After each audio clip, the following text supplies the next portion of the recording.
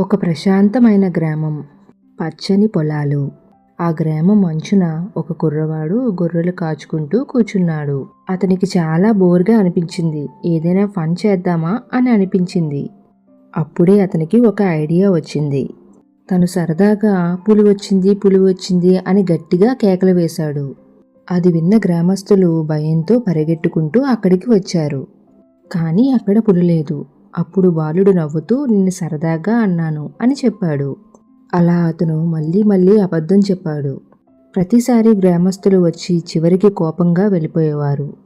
ఒకరోజు నిజంగా పులి వచ్చింది. బాలుడు భయంతో కేకలు వేశాడు. పులి నిజంగానే వచ్చింది, దయచేసి కాపాడండి అని అరిచాడు. కానీ గ్రామస్తులు అనుకున్నారు ఇది మళ్ళీ అబద్ధమే అని అనుకొని ఎవరూ రాలేదు. పులి వచ్చి తన గొర్రెల్ని చంపి తీసుకెళ్ళింది. ఆ రోజు ఆ బాలుడు తన తప్పును తెలుసుకున్నాడు. నేను ప్రతిసారి అబద్ధం చెప్పడం వల్ల ఈసారి నిజంగా పులి వచ్చినా ఎవరూ రాలేదని. ఒక అబద్ధం జీవితాన్నే మార్చేసింది. ఈ కథ మీకు నచ్చినట్టయితే లైక్ చేయండి, షేర్ చేయండి అండ్ సబ్స్క్రైబ్ చేయడం మాత్రం మర్చిపోకండి. And thank you for watching.